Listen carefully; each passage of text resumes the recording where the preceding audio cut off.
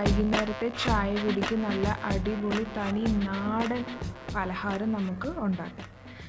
അപ്പോൾ നമുക്ക് നോക്കാം എന്തൊക്കെ ചേരുവകളാണ് ഇതിൽ വേണ്ടതെന്ന്. ഞാനിവിടെ 1 കപ്പ് ഗോതമ്പ് പൊടി എടുത്തിട്ടുണ്ട്, ഒരു ചെറിയ കപ്പ് തേങ്ങാപ്പീര എടുത്തിട്ടുണ്ട്, നല്ല പഴുത്ത ഒരു വലിയ ഏത്തപ്പഴം ചെറിയ കഷ്ണങ്ങളായി കട്ട് ചെയ്തതാണ്. ഇനി ഇതിലേക്ക് നമുക്ക് കുറച്ച് ഏലക്ക വേണം ടേസ്റ്റിന് ചേർക്കാൻ. ഏലക്ക ഇനി നമുക്കൊന്ന് ചതച്ചൊന്നെടുക്കാം. ഞാനിതിലേക്ക് ശർക്കര പാനിയാണ് ചേർക്കുന്നത്, നമുക്ക് മധുരം അനുസരിച്ച് ചേർക്കാം. ഇനി ഈ മാവൊന്ന് കൂട്ടിയെടുക്കാൻ ആവശ്യത്തിന് വെള്ളവും വേണം, ആവശ്യത്തിന് ടേസ്റ്റിനനുസരിച്ച് ചേർക്കാൻ ഉപ്പും വേണം. ഏലക്ക ഞാനിപ്പോൾ പൊടിച്ചെടുത്തിട്ടുണ്ട്. ഇനി നമുക്ക് ഇതിലേക്ക് നെയ്യും കൂടി വേണം. അപ്പോൾ നമുക്ക് എങ്ങനെയാണ് ഇത് തയ്യാറാക്കുന്നതെന്ന് നോക്കാം. അപ്പോൾ ആദ്യം തന്നെ ഒരു ബൗളിലേക്ക് ഞാൻ നമ്മുടെ ഈ ഗോതമ്പ് പൊടി ചേർത്ത് കൊടുക്കുകയാണ്. ആദ്യം ഗോതമ്പ് പൊടി ചേർക്കുക, അതിന് ശേഷം കുറച്ച് ഉപ്പ് നമുക്ക് ഇതിലേക്ക് ഇപ്പോൾ ചേർക്കാം. ടേസ്റ്റിനനുസരിച്ച് ചേർക്കാം.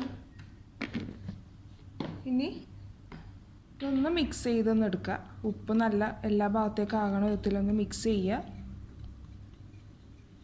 അതിന് ശേഷം നമുക്ക് തേങ്ങാപ്പീര ചേർക്കാം. തേങ്ങാപ്പീര നമുക്ക് കുറേശ്ശായിട്ട് ചേർക്കാം. ആദ്യം ഇതിലേക്ക് ഒന്ന് എല്ലാ ഭാഗത്തേക്കും ആകണ പോലെ ഒന്ന് മിക്സ് ചെയ്യാം. ഇനിയിപ്പോൾ ശർക്കര പാനി ഇല്ല എങ്കിൽ നമുക്ക് പഞ്ചസാര അതിന് പകരം ചേർക്കാവുന്നതേ ഉള്ളൂ. കുറച്ച് വെള്ളം, അപ്പോൾ എല്ലാം കുറേശ്ശെ നമുക്ക് ചേർത്ത് ഇതൊന്ന് യോജിപ്പിച്ചെടുക്കാം.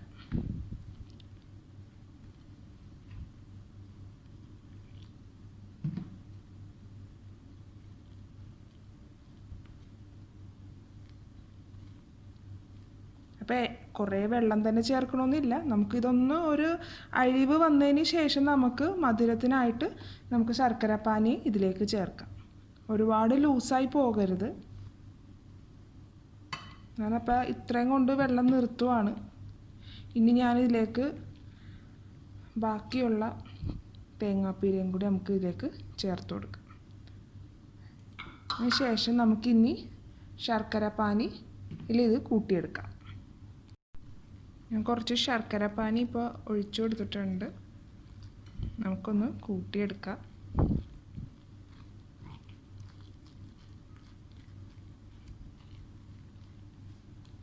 ഞാൻ നേരത്തെ പറഞ്ഞായിരുന്നു നമ്മൾ ശർക്കരപ്പാനി ഈ ഗ്ലാസ് മുഴുവനും ഞാനിതിലേക്ക് ചേർക്കണമെന്നില്ല, മധുരം അനുസരിച്ചാണ് ഞാൻ ചേർക്കുന്നത്. അപ്പോൾ നമ്മളിത് ചേർത്ത് കഴിയുമ്പോൾ തന്നെ നമുക്കൊന്ന് ടേസ്റ്റ് ചെയ്ത് നോക്കണം. അപ്പോൾ നമുക്ക് അറിയാൻ പറ്റും എന്തോരം മധുരം ഉണ്ടെന്ന്. അപ്പോൾ അത് അവിടെ വെച്ച് നിർത്തിയിട്ട് ബാക്കി മിക്സ് ചെയ്യാൻ നമുക്കിനി വെള്ളം തന്നെ യൂസ് ചെയ്യാം. പിന്നെ ഞാൻ ഇതിലേക്ക് എടുത്തേക്കണ വെള്ളം നമ്മൾ തിളപ്പിച്ച് ആറിയ വെള്ളമാണ്, ചൂടുവെള്ളമൊന്നുമല്ല. ഒരിക്കലും ഗോതമ്പ് മാവിൽ ചൂടുവെള്ളം ചേർത്ത് ചെയ്ത് കഴിഞ്ഞാൽ മാവ് വെന്ത് പോകും. അപ്പോൾ അതുകൊണ്ട് സാധാ വെള്ളം തന്നെ എടുക്കാൻ ശ്രദ്ധിക്കുക. ഇപ്പം ഇതിപ്പോൾ ഈ തേങ്ങാപ്പീരയൊക്കെയാണ് ഇങ്ങനെ തരിതരിയായിട്ട് ഇങ്ങനെ കിടക്കണത്.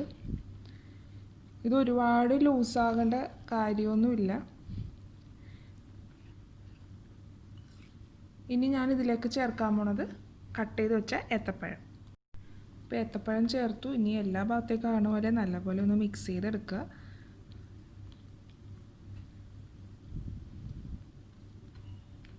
ഈ ഒരു പരുവം മതി നമുക്ക്, ഒരുപാട് അങ്ങ് ലൂസായി പോകേണ്ട ആവശ്യമൊന്നുമില്ല. നല്ലപോലെ മിക്സ് ചെയ്തു. ഏത്തപ്പഴം എന്തോരം വേണമെങ്കിലും ഇടാം, ടേസ്റ്റ് അത്രയും കൂടത്തേ ഉള്ളൂ. ഇനി നമുക്ക് ഏലക്കപ്പൊടി ചേർക്കാം. ഇതൊന്ന് മിക്സ് ചെയ്യുക. ഞങ്ങളുടെ നാട്ടിൽ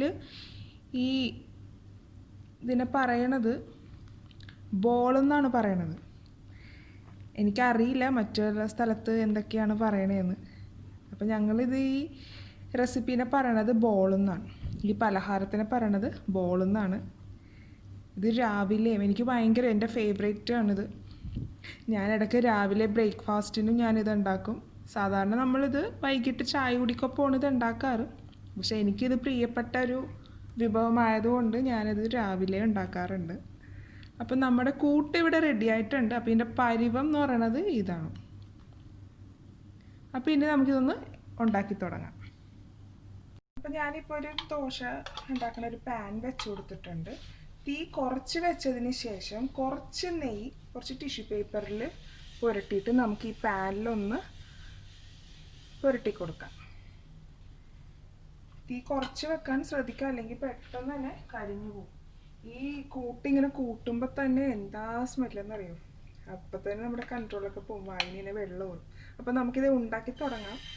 അപ്പം ഓരോ സ്പൂൺ വെച്ച് നമുക്ക് കുറേശ്ശായിട്ട് ഇതിലേക്ക് പാനിലേക്ക് ഇടാം. ഇത് കുറച്ച് കട്ടിയിലാണ് ഇത് ഉണ്ടാക്കാറ്. പിന്നെ അതുപോലെ നമുക്ക് നെയ്യൊന്നും ഒരുപാടൊന്നും വേണ്ട, നെയ്യ് ആകെ കുറച്ച് മാത്രം നമുക്ക് മതി.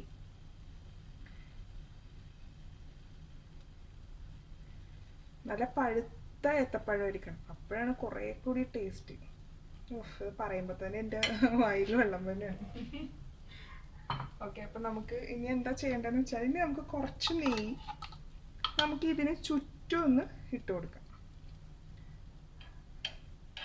ചൂട് കുറവായിരിക്കണം നമ്മുടെ പാനിന്. എന്ന് വെച്ചാൽ നമ്മൾ ഈ എന്താണ് നെയ്യൊന്നും ഇങ്ങനെ ചുറ്റിക്കുമ്പോൾ ചൂട് കൂടുതലാണെങ്കിൽ നമ്മുടെ ഈ അപ്പം ഇതിൻ്റെ ഒപ്പം പോകും. അപ്പം അങ്ങനെ പോകാണ്ടിരിക്കാനാണ്.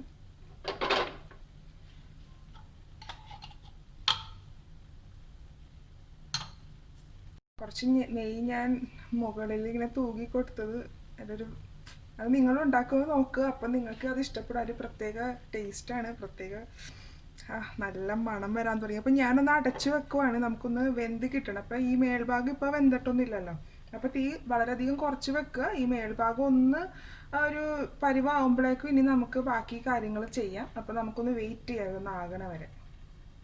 ഇടയ്ക്കിടയ്ക്കൊന്ന് തുറന്ന് നോക്കണം കേട്ടോ, നമ്മുടെ ഇതായിട്ടുണ്ടോന്ന്. ഇതായിട്ടില്ല, അതെങ്ങനെയാണ് മനസ്സിലാക്കുക, നിങ്ങൾക്ക് കാണാൻ സാധിക്കും. നേരത്തെ ഇട്ടപ്പോൾ ശരിക്കും കളറ് വേറെ ആയിരുന്നു. ഇപ്പം ശരിക്കും ഈ സൈഡ് കൊണ്ടൊക്കെ ഇപ്പോൾ ശരിക്കും ആ ശർക്കരയുടെ കളറ് എടുത്ത് ഇങ്ങനെ പുറത്തേക്ക് വരാൻ തുടങ്ങിയിട്ടുണ്ട്.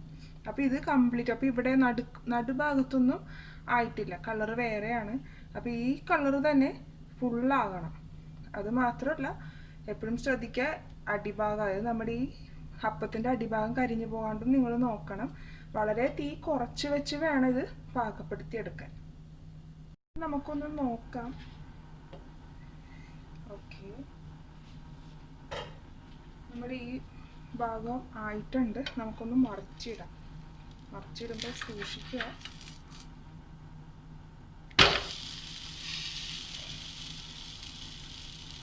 അടിപൊളി, നല്ലോണം മൊരിഞ്ഞ് നല്ല പെർഫെക്റ്റ് ആയിട്ടുണ്ട്. അപ്പം നമ്മളിപ്പോൾ മറിച്ചിട്ടു. ഇനി ഇതേപോലെ തന്നെ നമുക്ക് ഇനി ആക്കിയെടുക്കണം. അപ്പോൾ ഒന്ന് ജസ്റ്റ് ഒന്ന് പ്രസ് ചെയ്ത് കൊടുക്കുക. അതൊക്കെ ഒന്ന് ഇനി വെന്ത് കിട്ടണം. ഓൾറെഡി വെന്തിട്ടുണ്ടെങ്കിലും ഇനി ഇതുപോലെ ക്രിസ്പി ആയിട്ടിരിക്കണം അപ്പുറത്താണ്. അപ്പോൾ ഇനി നമുക്ക് ഒരു മൂടി വെച്ചിട്ട് അടച്ചു നോക്കാം. ഞാനൊന്ന് തുറന്ന് നോക്കട്ടെ നമ്മുടെ ബോളിൻ്റെ മറിച്ചിട്ടിട്ടായിരുന്നുള്ളത്. ഇവിടെയൊക്കെ മുരിഞ്ഞിട്ടുണ്ട്. അപ്പോൾ നമുക്കിനി ഈ ബോൾ നമുക്കൊരു പാത്രത്തിലേക്ക് അങ്ങോട്ട് മാറ്റാം. ഇനി നമുക്ക് ഇതുപോലെ ഒരു ബോളും കൂടി ഉണ്ടാക്കാനുള്ള മാവുണ്ട്. നമുക്കപ്പോൾ അടുത്ത ബോൾ ഉണ്ടാക്കാം. അപ്പോൾ നമ്മുടെ ബോൾ ഇവിടെ റെഡി ആയിട്ടുണ്ട്. ഞാനിപ്പോൾ ഇതിൽ നിന്ന് 2 ബോളാണ് തയ്യാറാക്കിയേക്കുന്നത്. അതിലൊരു ബോൾ ഞാൻ ഇതുപോലെ കട്ട് ചെയ്ത് വെച്ചിട്ടുണ്ട്.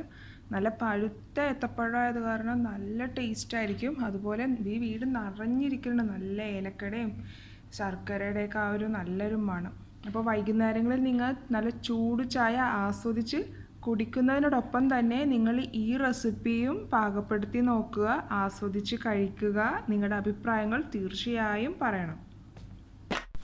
Thanks for watching my video. Hope you enjoyed it. Please subscribe my channel, follow and share my social network.